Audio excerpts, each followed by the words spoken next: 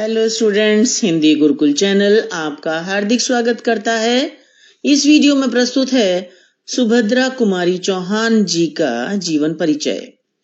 इनका जन्म हुआ 16 अगस्त सन 1904 में और मृत्यु 15 फरवरी सन 1948।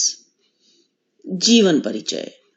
सुप्रसिद्ध कवयित्री और लेखिका सुभद्रा कुमारी चौहान का जन्म नाग पंचमी के दिन इलाहाबाद के निकट निहालपुर नामक गांव में श्री रामनाथ सिंह के जमींदार परिवार में हुआ था।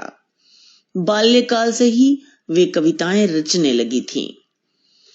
उनकी रचनाएं राष्ट्रीयता की भावना से परिपूर्ण हैं।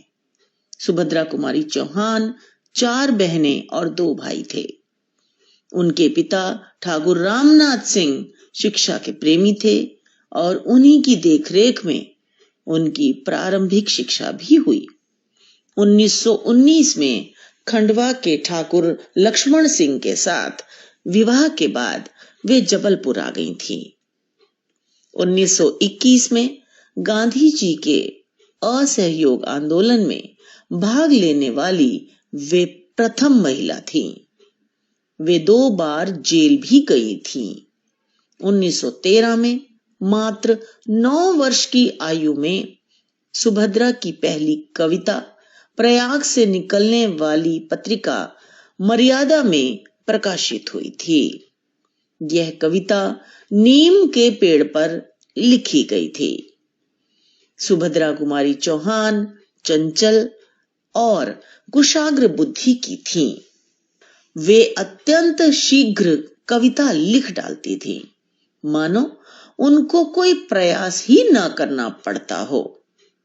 ये मध्य प्रदेश विधानसभा की सदस्या भी रहीं। सन 1948 ईस्वी में एक मोटर दुर्घटना में इनकी असामयिक मृत्यु हो गई। रचनाएं।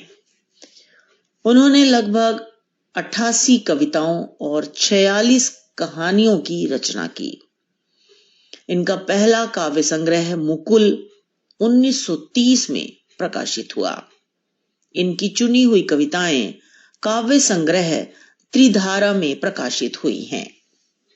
त्रिधारा मुकुल कविता संग्रह में, बिखरे मोती कहानी संग्रह, झांसी की रानी सुभद्रा कुमारी चौहान की बहुचर्चित रचनाएं हैं।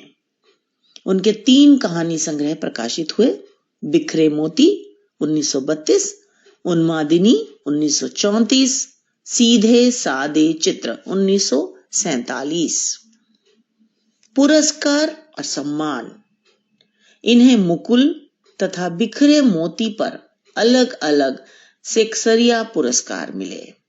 भारतीय तट रक्षक सेना ने 28 अप्रैल 2006 को सुभद्रा कुमारी चौहान को सम्मानित करते हुए नवीन नियुक्त तट रक्षक जहाज को उन्हीं का नाम दिया है। भारतीय डाक तार विभाग ने 6 अगस्त 1976 को सुभद्रा कुमारी चौहान के सम्मान में 25 पैसे का एक डाक टिकट जारी किया था। जबलपुर के निवासियों ने चंदा इकट्ठा करके नगर पालिका प्रांगण में सुभद्रा जी की आदमकद प्रतिमा लगवाई, जिसका अनावरण 27 नवंबर 1949 को कवयित्री तथा उनकी बचपन की सहेली महादेवी वर्मा ने किया। साहित्यिक विशेषताएं। समाज की अनीतियों से जुड़ी वेदना को उन्होंने अपनी लेखनी का आधार बनाया। उनकी कहानियों में देश प्रेम के साथ साथ समाज की विद्रूपता, संघर्षरत नारी की पीड़ा और विद्रोह का स्वर भी देखने को मिलता है। उनकी अधिकांश कहानियां सत्य घटना पर आधारित हैं। देश प्रेम के साथ साथ उनमें गरीबों के लिए सच्ची सहानुभूति भी दिखाई देती है। सुभद्रा जी हिंदी साहित्य में अकेली ऐसी कवयित्री हैं जिन्होंने राष्ट्र प्रेम को जगाने वाली कविताएं लिखी। बुंदेले हर बोलों के मुंह हमने सुनी कहानी थी, खूब लड़ी मर्दानी वह तो झांसी वाली रानी थी। उनकी ये कविता झांसी की रानी शीर्षक से जो कविता उन्होंने रची वो लोगों के कंठ का हार बन गई। इन्होंने नारी की जिस निडर छवि को प्रस्तुत किया वह नारी जगत के लिए अमूल्य देन है। प्रकृति से भी उनका गहन अनुराग रहा है। नीम फूल के प्रति, मुरझाया फूल आदि में उन्होंने प्रकृति का चित्रण बड़े सहज भाव से किया है। भाषा शैली, सुभद्रा जी की भाषा सीधी, सरल तथा स्पष्ट एवं आडंबरहीन खड़ी बोली है। मुख्यतः 2 रस इन्होंने चित्रित किए हैं, वीर तथा वात्सल्य। अपने काव्य में पारिवारिक जीवन के मोहक चित्र भी इन्होंने अंकित किए हैं, जिनमें वात्सल्य की मधुर व्यंजना हुई है।